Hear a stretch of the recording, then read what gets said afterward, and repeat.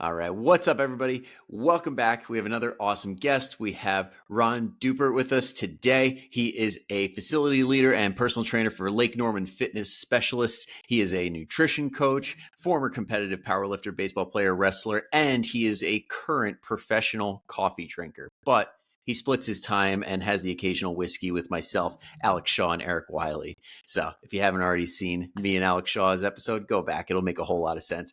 Ron, welcome to the show. Thank you for having me, Ryan. It's good to see you, man. You're welcome. You're welcome.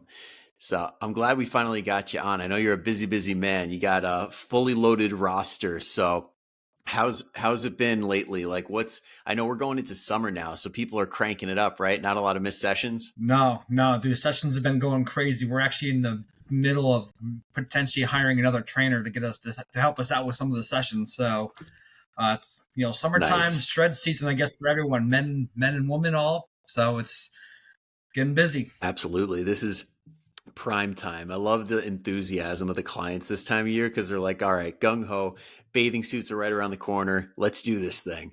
But unfortunately, this won't be coming out for another 6-ish weeks. So everybody will have to catch this for the tail end of their vacations on the summer. But we'll cover a lot of good stuff so that everybody will be in a good place where they could get fit and also feel fit. So that's kind of like where I wanted to take the conversation today, because I check out your Instagram a lot of the time and you're doing like the style of training that most people should be doing. It's like a mixture of the stuff that's really good for building muscle, really good for staying stable, keeping mobility and stuff like that. So I'd love to jam on that a little bit with you. All right. Yeah. Shoot. What do you got for me? What do you want to learn? What do you want to talk about here? Of course. Of course. Well, I think everybody listening right now, like when they go to the gym, it's very common to do the muscles that they see in the mirror. And when you train people, I'm curious, what exactly do you think, if we're talking about like the 40 plus population, especially, what are some main things that when you're writing a program for somebody, what are the main things you look at and you're like, all right, we got to do this, this, and this first? All right. So for instance, today I actually had a new session, by the way. I actually signed up a middle-aged female client, CPA, and her goal obviously was just to come in. She goes, I need to fill out my shoulders for my summer dresses coming up, my swimsuit season coming up. So you take them through like a first session, kind of intro session. You just kind of just look at their movements and you make some corrections based on like what you see, like how to better their squat, how to better their pressing, how to make them feel stronger when they're doing certain exercises. And then based on what you see, like during those, those movements, you kind of say, okay, this is where we got to start to kind of progress you to those more advanced exercises that we're going to work on in the future. It's not that we're not going to get to those exercises, but we got to start you here, get you stronger here first, and then progress you to that. Now, those progressions for most people, like when you first get into training, it takes about 4 weeks, in my personal opinion, and from my personal experience, seeing that it takes about 4 weeks to actually see a good adaptation to strength changing. So you're not going to see something after week 1 or week 2. It might take about maybe actually like 3 to 4 weeks at most to actually start seeing yourself get stronger, feel more confident with the exercises. And then about like 5 weeks, 5 or 6 is when you're going to see, I can actually progress and I can actually do something a little more advanced now than when I started first. So it's usually those first couple weeks is actually building the confidence and building that initial strength to get you ready for those more advanced exercises. So when someone's doing that, I know it's very common to like hop around and try different muscle or different workouts because of confusing the muscles and everything. So you're saying the opposite of that. Like we got to learn a little bit. Yeah, that's right. So when you do a program for someone, so a lot of people, they tell me initially that they like flexibility of training.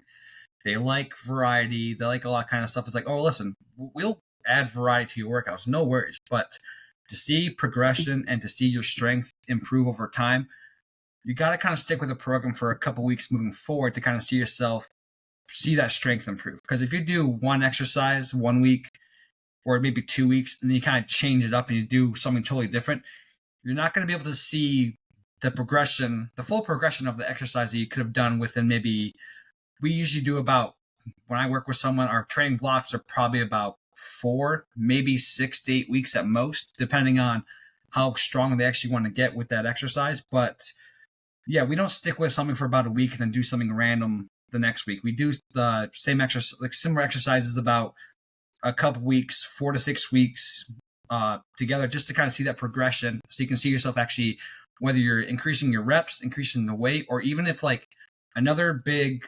PR, personal record, that people overlook is actually like a technique improvement. Because a lot of people sometimes when they train, I had this conversation with someone earlier that, first time they did like a dumbbell bench press, their shoulder was kind of like a little sore the next day after that.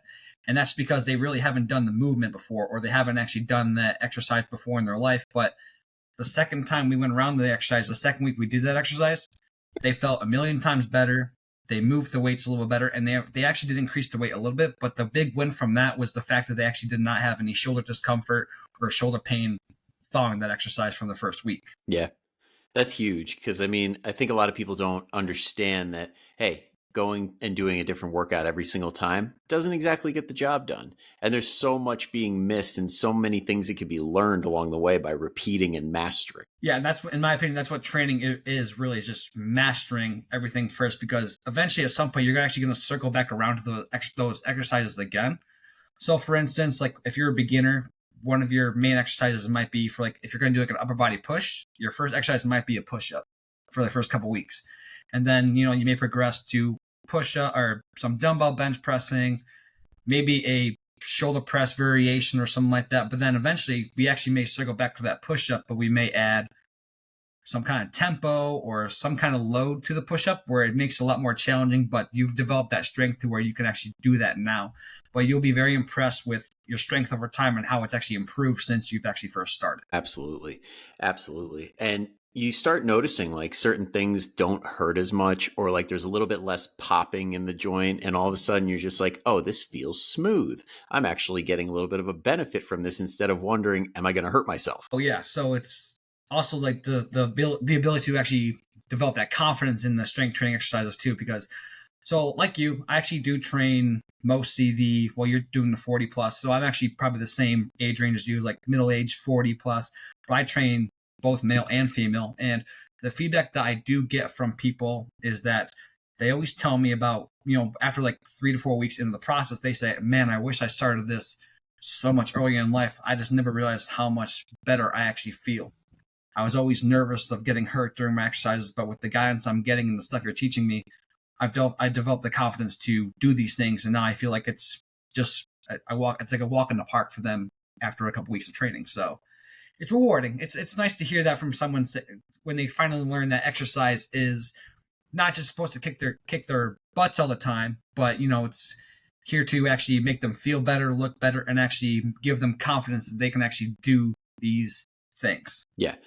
100%, because I firmly believe if everybody got a proper session with a quality personal trainer, people would fall in love with it. Like nothing feels better than when you have a solid workout where you feel good walking out and you're like, I did something and I don't hurt. And this is incredible. I didn't know this was possible. Yeah. So, and that's always like some of the feedback I get from people too. I actually have a guy I train. You might see him on my Instagram. Or the guy, he's older guy, pretty ripped out of his mind, and he actually calls me his doctor when he comes in the train. Yeah. He calls me his doctor when he comes in the train, and he says every time he walks out, he gives me a little fist bump. He goes, "I feel better than before I walked in the front door." So I'm like, that's always good to hear, and that's always the feedback I always want to get. So I'm not trying to, have someone come in, kick their butts completely, and then have them feel like they're dragging the rest of the day. So as long as someone comes in the front door and then they feel better when they leave the door, that's always a huge win for training. And that should go for everybody too. So you should always feel better than when you walked in versus when you first walked into the gym beforehand. Yeah. And I think that a lot of people unfortunately do fall into the trap of like expecting their workouts to not hurt them necessarily, but to feel really shitty when they walk out, where it's like, all right, I got no energy left. That means I did a really good workout, or I just sweated so much that my clothes are absolutely drenched. And that's what a good workout is. Like, what would you deem a really good workout other than somebody walking out feeling better? Like, are there any other metrics you'd look for? So typically, if I'm working out personally, or for my clients too, I think typically a good workout is, one, as long as you feel better when you leave the gym versus when you walk in, that's number one. But also too is like if you do see some sort of progression during workout, whether it's maybe on one exercise only, if you saw a progression from the previous week, that means the workout was probably good. That you actually feel good about that progression. You don't feel like you've overworked it. I am guilty. I do share these stories with clients all the time that there are times where I've actually overdone it per se. I do got the story of being, like you mentioned, I was that former competitive powerlifter in the past. I think I was probably 18 at the time. I walk into the gym and my friend has 275 pounds loaded on the barbell for a bench press. And he says, "Kid, you won't bench press this right now." I toss my bag on the ground. I said, "Try me." I get on the bench, unrack that bar. I come down to my chest, press it up. And as soon as I get about halfway up with that bench press, my shoulder, you hear like this loud pop. And it just was not, it was not pretty. Everyone in the gym heard it. Everyone kind of turned and looked at me. So I did something to my shoulder. It still kind of hurt to this very day. It's not like terrible, but yeah.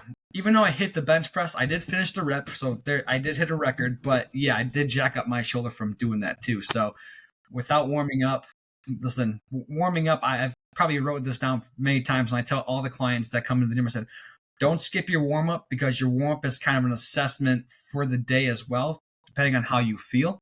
So if you're warming up and you feel kind of stiff or you're feeling kind of sore from maybe the previous workout, maybe your first set shouldn't be like your top set of the day. Maybe you should actually start a little bit lighter, something that you're comfortable with moving the weight for. So say you're going to do, so a rule of thumb that I use, so if I have like a target rep range for someone, so say we're doing about 8 to 10 repetitions, I always have their first weight be like something that I know they can confidently do for like 12. Because, if they're feeling kind of groggy one day, maybe that weight does feel heavier than normal. So we're just not going to go as heavy that day just because we want to. We'll still get a good training effect from the exercise, but we're not going to push it too much to where they're actually going to hurt themselves. So if the weight does not feel right during your warm-up sets or during your warm-ups, then just kind of ease into it more, see how it feels. But if it feels like, if it's moving like super smoothly, by all means, go ahead and go back. You're loaded up just a little bit more and try it out, progress a little bit more. So, because that would mean it's probably going to be a good day of training for you. Yeah. I feel like everybody's injury story leads into it that way, where it's like, didn't warm up, came in cold, and I went for a max immediately. And you're just like, well, like where we're at now in our training careers, it's like, no shit, that's going to happen. It's like no different than the person that plays in the adult softball league and gets there late, runs out, they're up at bat, they hit it, and they pull a hammy going to first base. Like, we know this stuff is like a recipe for disaster. You got to get warm first. Oh yeah. I have more guys on my softball team right now that just show up cold turkey, and that what's the biggest injury right now? The biggest injury we're facing in softball right now actually is that hamstring. Everyone, like, as soon as they round first base, they go for that extra second base. Hamstrings toast. It's been ongoing for most of my teammates this year, which is actually quite ironic that you actually bring that up. So yeah, that happened to me and my buddies. Like, we were popping hamstrings left and right. And we were 25 at the time. I'm 31 now, but like, I pulled a hamstring at 25 and I'm like, all right, I'm not old yet. This should not be happening. And imagine if we're further down the road, you're more likely to have that happen if you don't warm up. Oh yeah. And one thing that I actually I like to actually share with clients now too, even though I am still quite a meathead. I still like to lift heavy and I still like to push weight. But I tell people that I'm actually in this now for the long haul, which is why I actually don't powerlift anymore, which is why I don't want to compete. Because although I have hit some personal best powerlifting, I have the most I've deadlifted was 3 times my body weight. I benched 300 pounds and I back squatted 405. And for me, that was good enough. I'm not really trying to prove to anyone that I'm like a super strong guy. People kind of see that I actually am pretty strong, but I tell people that I actually want to be able to do this into my, I'm 28 right now, but I still want to do this into my 30s, 40s, 50s, 60s, maybe even probably into my 70s, and hopefully onward after that.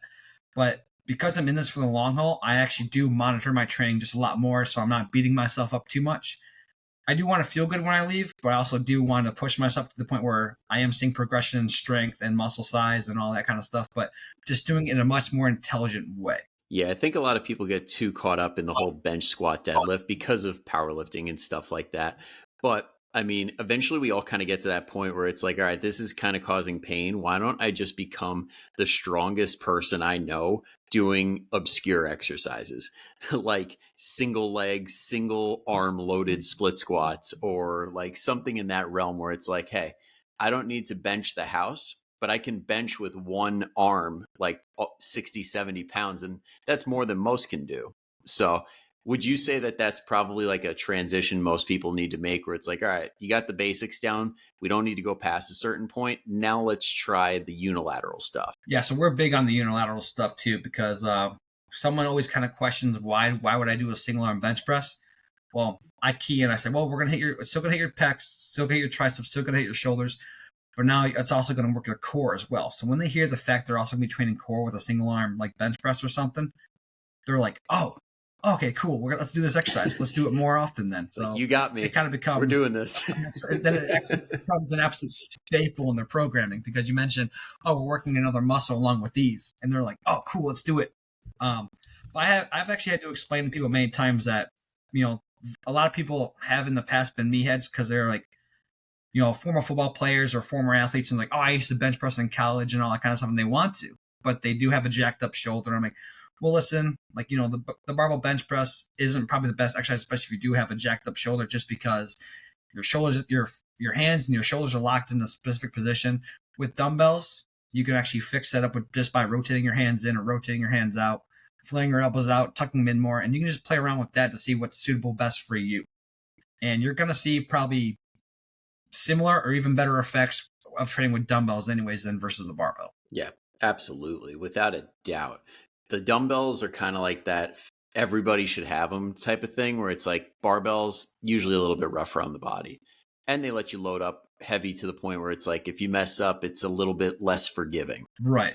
Oh yeah, and they're easy, and the dumbbells are easier to bail from if you do have like a technique failure, or if you do feel a small tweak. It's a lot easier to bail from the dumbbells because you can throw them on the floor yourself versus being been there and done that. I've been stuck underneath a barbell. Getting a barbell off your chest is probably the hardest thing ever, especially if you don't have anyone around you. You got to like throw yourself off the bench to get that barbell off your chest, and it's the most awkward thing ever. Plus, it makes a lot of noise, which you don't want to do that. Absolutely. But that being said, if anybody listening right here loves their barbell stuff, just make sure you got a buddy nearby. That's all we're asking.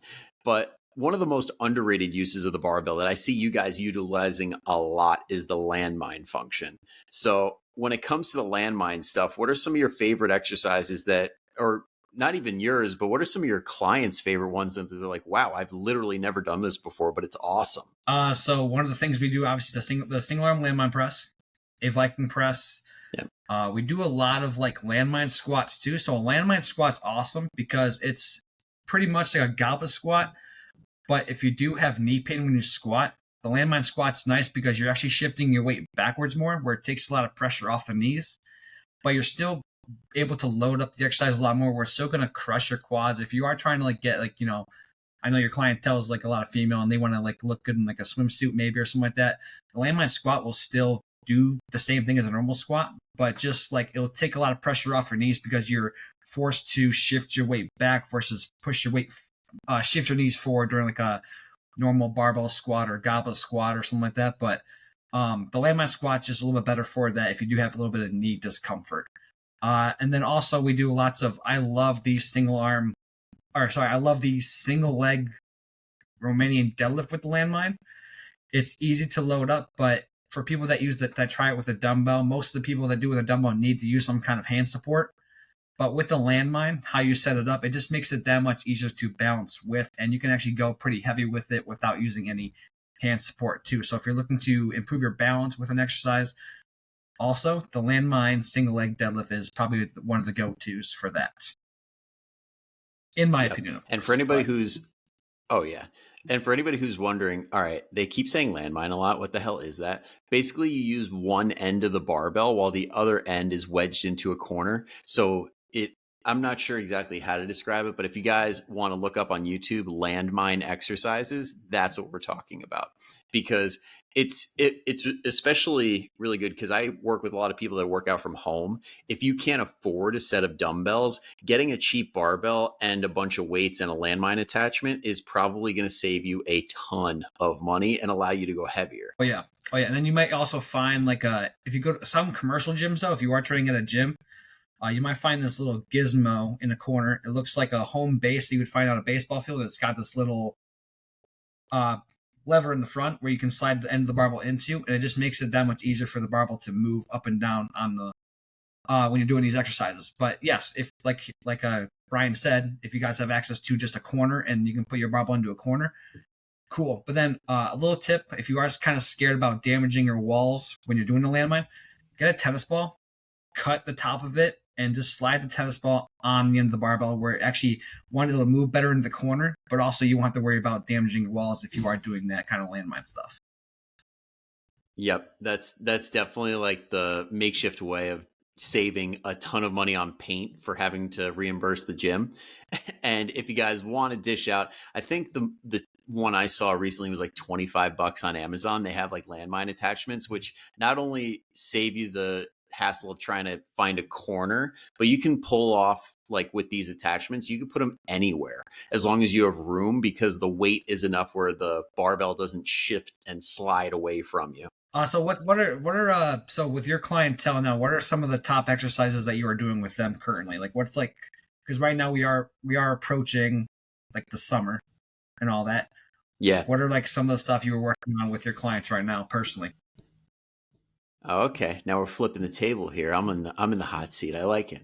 I mean, we're pretty much sticking to the plan. What really it comes down to is more condensing, because there's a lot of events happening now where people got to be places, they got to see a lot of people. So it comes down to one being just flexible, where it's like, all right, we're going to need band and body weight variations for when people are in hotel rooms and like when they're visiting friends and family that don't have equipment, and also shortening the time frame a little bit. So like if they got to go to like 10 different baseball games and things like that, you need a 20-minute workout. Can't necessarily pull off a 40 or a 60-minute one. So that's the big ones. But as far as like what people are asking more for, probably like the arms and the booty. So a lot of shoulder, bicep, tricep stuff, some bridges and glute work and thigh stuff. So the bathing suit muscles, you know. Yeah, so I actually kind of want to branch off on kind of what you said there too. So I'm kind of happy I asked that question too. So Yeah. you know, times do get busy for people, especially you, like, you know, ladies who have kids and you guys got to take your kids to baseball, softball practices, other events going on. You know, just if you're like, oh, I'm not going to get enough out of a 20-minute workout. No, you're going to get plenty of benefit from doing like a 10, 15, 20-minute workout, because just a little bit, even especially if you are focusing on the intent during the workout, not just kind of going through and just go through the motion, just moving as fast as you can. If you actually focus on the intent and like dial in some of the intensity during the workout and actually perform the exercises well, you'll probably get more than more, or probably the same, if not more, than if you were to do a workout in a full-on gym like an hour plus long or 45 minutes. As long as you are focusing on that intent, you'll see some pretty similar results. So just, even if you guys are doing like a 20-minute workout, don't just go through the motions and just say, oh yeah, 20 minutes, whoa, I worked up a good sweat. Focus on the intent of the exercises, especially if you are trying to get the bigger booty and the stronger arms and everything. Really focus on actually trying to get those muscles to contract, feel those muscles work. And, you know, you'll be surprised. You're like, oh shoot, all I did was a 20-minute workout yesterday. I actually still feel relatively, my triceps actually feel a little sore from doing my band of push downs or doing my barbell, doing my band of curls and everything. So usually a big thing that's actually overlooked when training is actually intent versus just kind of taking the weights or your bands and kind of just throwing them around and going through the motions. Start focusing a little bit more on the intent, because that's just going to actually get you to feel more of the exercise, more of what the exercise is working and what muscles you're actually training in during those certain exercises. Exactly. Because if we're not moving correctly, then the certain muscles that we're trying to hit aren't doing their full job. And it's like, what are we doing? We're just getting really good at compensating and using those muscles that are overactive to begin with. Now, I like how you brought up the fact that like you got to not only be intentful about it, you got to push it. What are your favorite ways to make sure that people are pushing themselves hard enough? Because I know when we see people in person, it's really easy. You and me know, like you had one or two there, but how do you like to tell somebody, like maybe if they're listening to this podcast right now, how to gauge how hard they should be going? What do you like to tell people? So a strategy I do actually like to use is actually let them do a workout where they actually kind of just go super hard and kind of know what failure feels like. So when they get to a certain point during an exercise, like maybe a dumbbell bench press, hey, we're going to do this for 10 reps today, but we're going to kind of figure out what our failure point is with those 10 reps. So we kind of gauge what that, because you did a post a little while back on, I think you talked about like reps in reserve and RPE as for kind of gauge like difficulty and intensity of an exercise. But I think for people to get a better idea on what that is, I think they need to actually go through a session where they take every exercise to failure, where they know they can't do any more reps on top of the prescribed repetition. So literally take your 10 reps to failure or 8 reps to failure, 5 reps, whatever it is programmed, and then kind of learn from that, saying, okay, so if I did this weight for 10 reps and I know I couldn't do any more, ideally, like when you're training, I think getting to that point where you have like maybe 2 reps left in the tank. So in what you were talking about, these are called like reps in reserve. So if you have 2 reps left in reserve on top and at that weight, I think that would be typically a really good set that you can be working with consistently. Here and there, it's always good to kind of push to that failure point, but to avoid the burnout, it's always smart to kind of stay within that 2 reps in reserve, maybe 3, but usually 2 is actually a good sweet spot for most people. And that's kind of a good way to just, push intensity without trying to crush yourself. Absolutely. And I'm so glad that you brought that up, because that post, I'm like, yeah, this is technically right. And I've always debated, like, should we just push to failure so we get a taste of it? Because it is a valuable skill. Like, one of the most valuable things you can learn is what your true failure point is. And while training people in person, I'm like, let's try something. I just told them, just push it to technical failure. I want to see where you stop. And then when they did, I'm like, this is kind of like like a 2 reps in reserve area. And I didn't say anything except push yourself as hard as you can. So most people generally, when they strive for failure, they don't get true failure, which is a good thing, because like that's right where we want to be. So anybody listening right now, Right. if you go for technical failure, not bad, like your form's all jacked up and you're pushing into bad pain, but if you go to that point where you physically can't do another rep, but you feel good when you're done and you feel like you couldn't have given another, for most people, they usually had 1 or 2 left. Yeah. Because once you get that failure, that absolute failure point, that's where your technique starts to fail. And then some people actually a lot of people actually try to push past that failure point because they know it'll be a new personal best, but that's where things absolutely take a turn for the worse. So literally just do it once, learn what that failure point feels like, and then always kind of learn that 2 reps in reserve is probably the best way to approach your training, just because it's safer, but also you'll still get like enough training effect from it where you'll still keep technique on point, but you can push the weights pretty heavy. Yeah. And I remember seeing something a while back. I want to say it was one of Menno Henselman's posts about like when you're a true beginner and you are just starting weight training, you can be as much as 5 or 6 repetitions away from true failure and still get a lot of benefit because it's new. Like your body has no idea what this feels like. And sometimes that initial month or 2, if you're a total newbie, they're called newbie gains. Like that, it's the best time ever. So take full advantage of that beginning time that you're spending when you're just getting your feet wet. Right, because when you first get into like a phase of new exercises, like he's talking about, you're not going to make them go to failure like on the first. You shouldn't try to train to failure in the first set, because ideally when you do a new exercise, you're not used to it. You're gonna get sore from it. Like within like the first couple of times you do a new exercise, you're gonna get sore from it. So it's kind of smart to train smart around that soreness, get stronger there first, and then as it just progresses and gets easier, then you kind of start to add the load, add challenges to the exercise just to challenge it a little bit more, just so you can see that strength improvement. But yeah, like initially, like just doing the exercise, not crushing yourself and just kind of getting the motions down. Yes, you'll still see some good muscle gain from it. You'll see some good strength gains, but you don't need to quite push it because you're going to get sore from just doing a new exercise in your new program. Yeah, 100%. That novel stimulus. And that gets back to the whole reason that we were talking about, like, don't go for muscle confusion. Because if you're a fan of being super sore all the time, do a different workout every time. Now, like So with the thing about muscle confusion, so people that kind of like the variety, so I do get clients that are like, I like variety. I don't want to do the same thing every single week.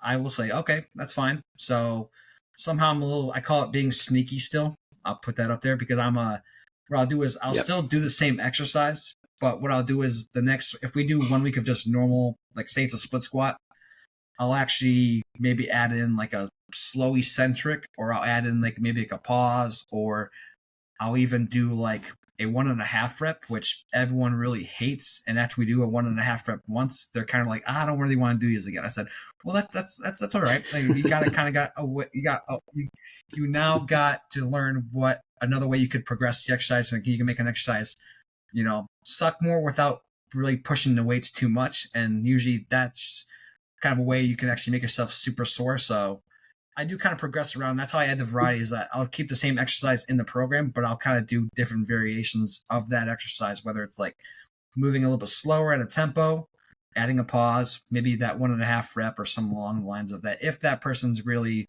picky about doing like a variety of exercises. Yeah, love that. And also big fan of in the sneaky realm, doing things like making them do it unassisted, or like for like a dumbbell row. Everybody knows like you can't really get away from rows. Everybody kind of has to do them. So how do you change it up? It's like, well, take your hand away and just do it keeping a nice posture, or go split stance or something like that.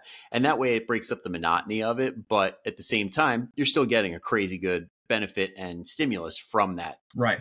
Yeah, there's tons of variations that you can do to make things much more challenging versus, adding load and everything all the time like that. You could always just change how you're standing, how you're positioned doing the exercises.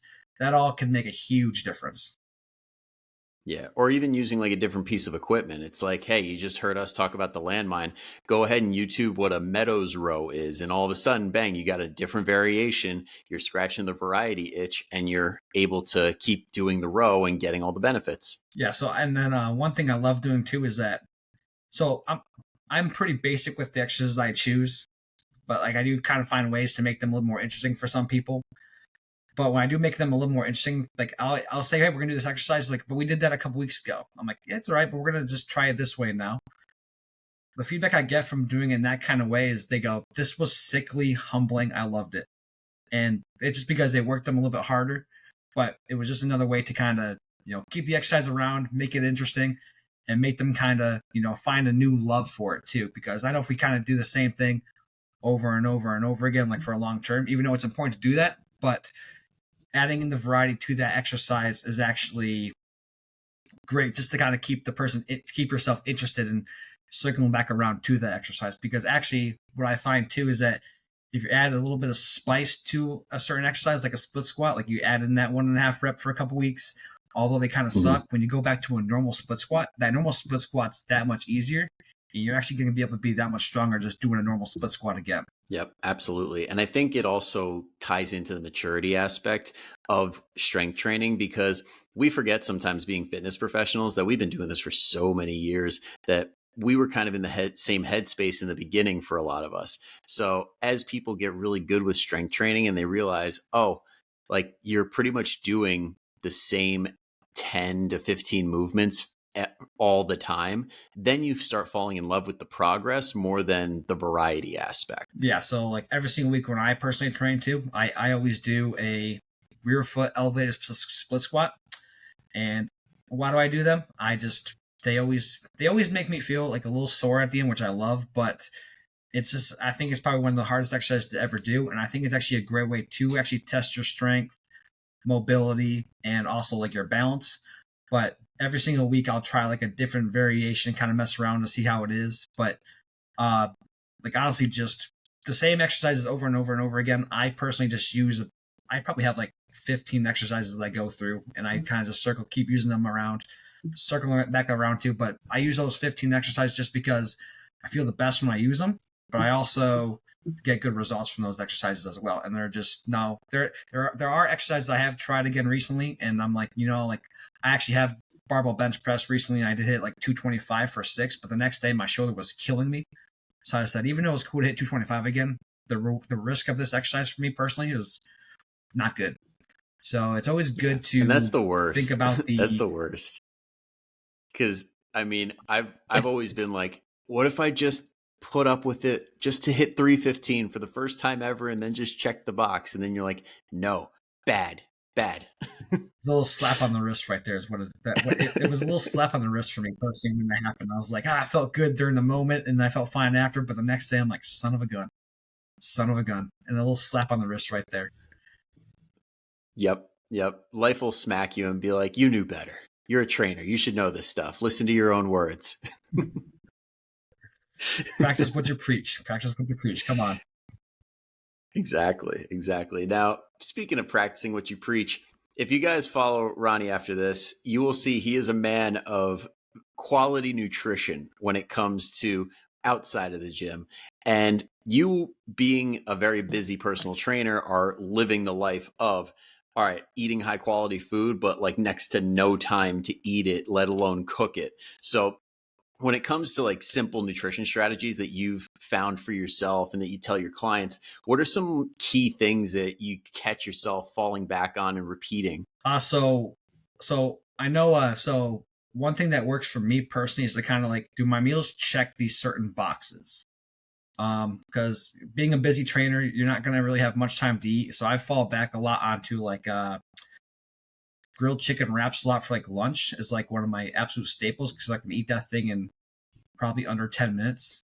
Don't take my advice on how to pace yourself when you eat. You need to eat a lot slower than I do, just because of my time. But the I think for me personally, the boxes that I need to check, and I try to help use this tip for clients as well, is that in all your meals, are you checking the boxes of having a high quality protein? Are you having a vegetable of your choice? And then also maybe like a clean carbohydrate. Now, a lot of people stray away from carbohydrates. They always say carbohydrates are bad. A lot of people do say carbohydrates are bad for you. But the carbohydrates they're referring to are like those chips, cookies, beers, wines, sugary drinks. They're missing the fact of like the good carbohydrates are the ones that have like one ingredient on the ingredients label. And that's going to be things like oatmeal, potatoes, rice. I don't even people like even like stray away from pasta a lot of the times. I'm like, hey, listen, like pasta is not like terrible for you. Just be mindful of like really how much you're eating, because I know pasta can be easy to eat, but eating pasta is better than eating, a bunch of cookies. Because if you were to kind of relate it, if you took if you weighed a 100-gram potato and you weighed 100 grams of like chocolate chip cookies, that 100 grams of chocolate chip cookies is probably going to be closer to like 400 calories versus that 100-gram potato is going to be like half of that, even if that. I'm not sure off the top of my head. I can't tell you I'm numbers like that. I'm not like a professional on this, but I just know for a fact that a 100-gram potato is like maybe like, I'm not sure if there's like going to be a video or not, but it's a lot bigger. I mean, it's about the size of like a fist. Pretty much, yes. And then that versus like 100 grams of cookies, which is probably going to be maybe like 2 or 3 medium-sized cookies. Those 2 or 3 medium-sized cookies aren't going to fill you up as much as that fist-sized potato.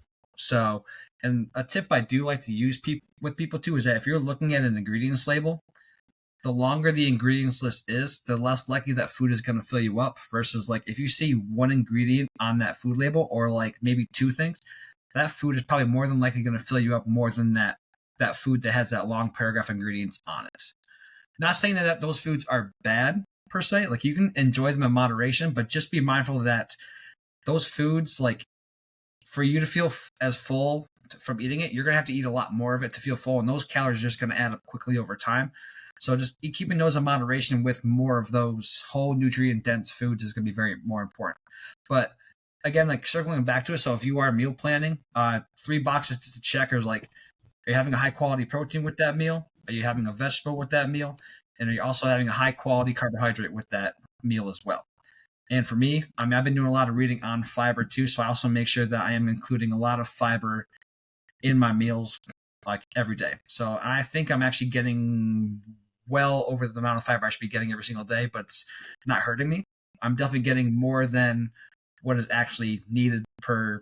I think the male need like 38 grams of fiber per day. I think is and female need about 28. Yeah, the recommendations are about 25 to 35 grams for females per day. And then for the men, it's like 30 or 35 to 40 or 45 grams per day. But if you want the technical version, it's 13 grams of fiber per 1,000 calories you eat. So if you're having 2,000 calories, 26 grams of fiber. And like, so for me to check that fiber box at the meals, like especially for my chicken wrap at lunch, I buy these Mission Carb Smart tortilla wraps. If you look at the packaging on it, it's about 28 grams of fiber per serving. So you can hit your daily dose of fiber, which is one wrap. And it's pretty convenient to have those things at lunch. You can actually just add whatever protein you want to it, whatever vegetables you want to it. If you want to sprinkle a little bit of like low-fat mozzarella on it, go ahead. Just don't go crazy. Just a little drizzle of that.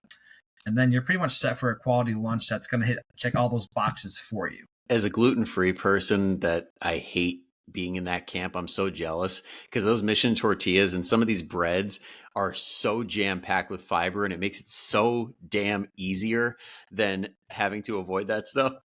But I'm glad you brought up fiber, especially as it pertains to carbs, because a lot of people like get really mixed up on carbs because they think, oh, I'm going to get fat off them. My blood sugar is going to spike and all this stuff. And all of that is kind of negated when you get a fibrous carb as opposed to a simple sugar. Right.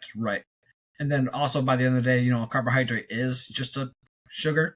Like that's what's going to be broken down to, but it's not like it's going to be instantly stored in your body as body fat. Like you're going to use that as long as you're moderating how much of it you're actually eating and how many calories you're eating, you're going to be good to kind of keep that and just for your normal energy levels.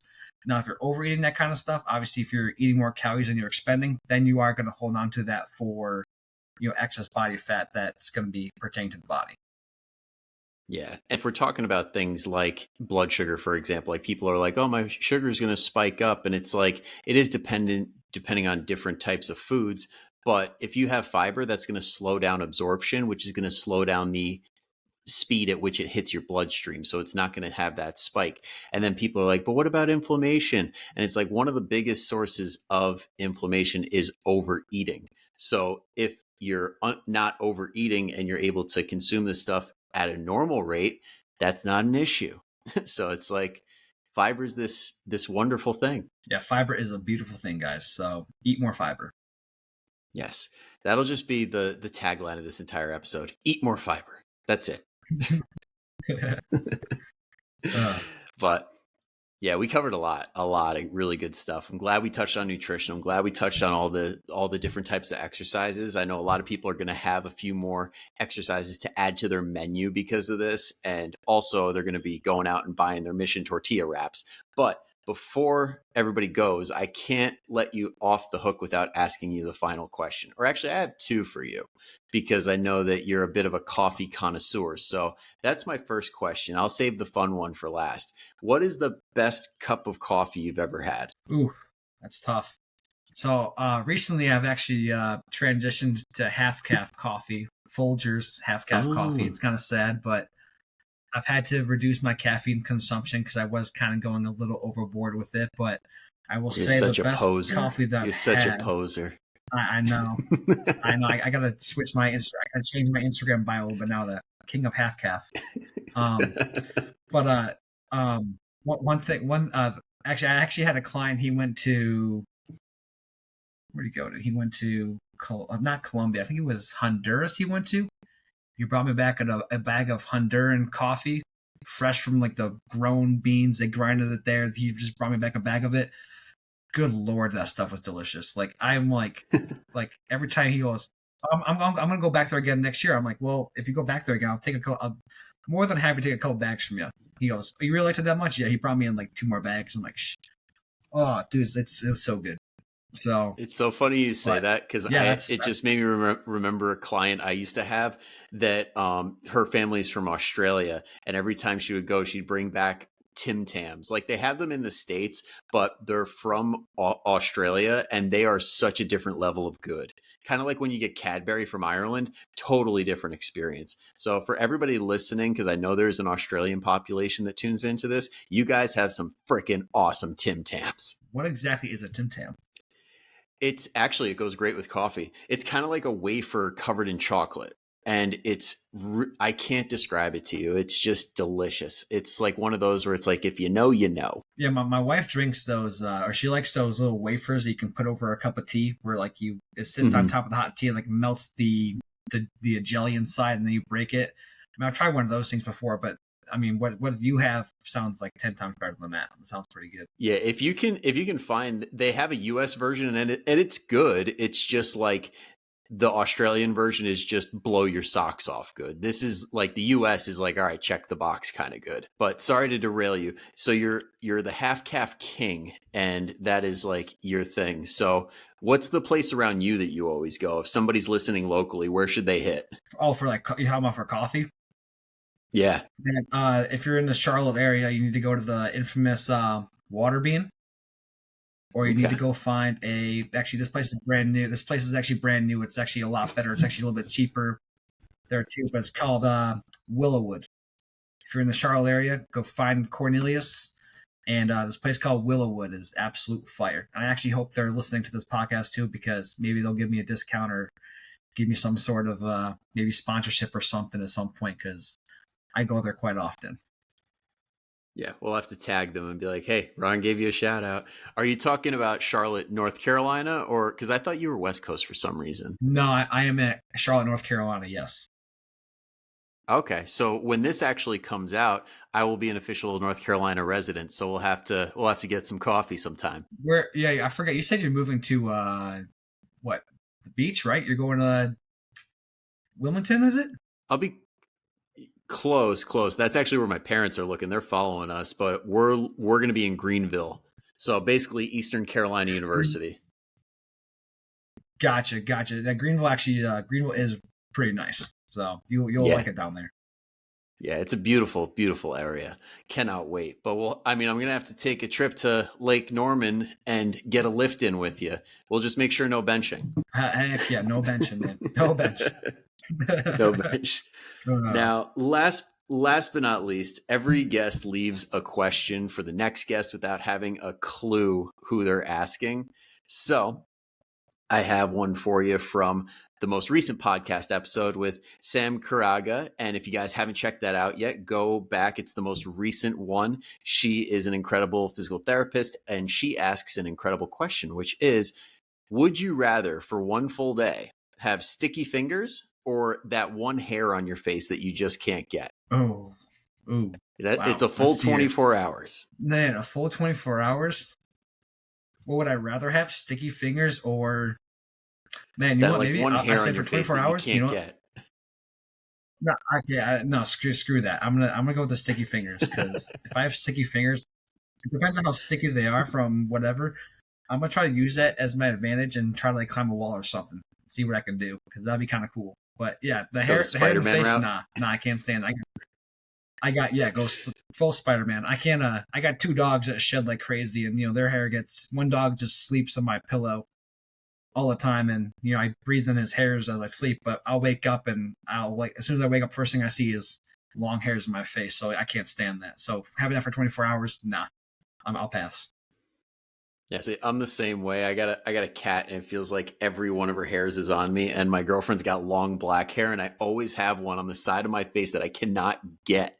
And I'm constantly wiping like a freak. I'm like, I'll take sticky fingers 24/7, 365. I don't care. Nothing worse. That's Nothing a no-brainer worse. then. Look at that. Exactly.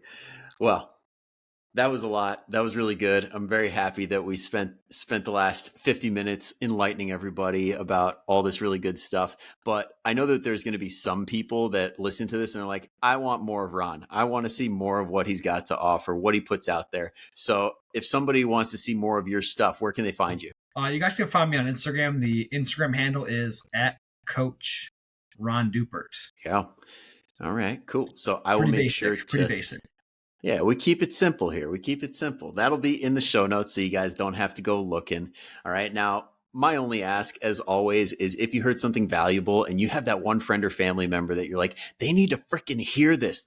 Ron dropped some awesome stuff. They need to hear about it. Make sure to send this their way and tell them that Brian and Ron say hi.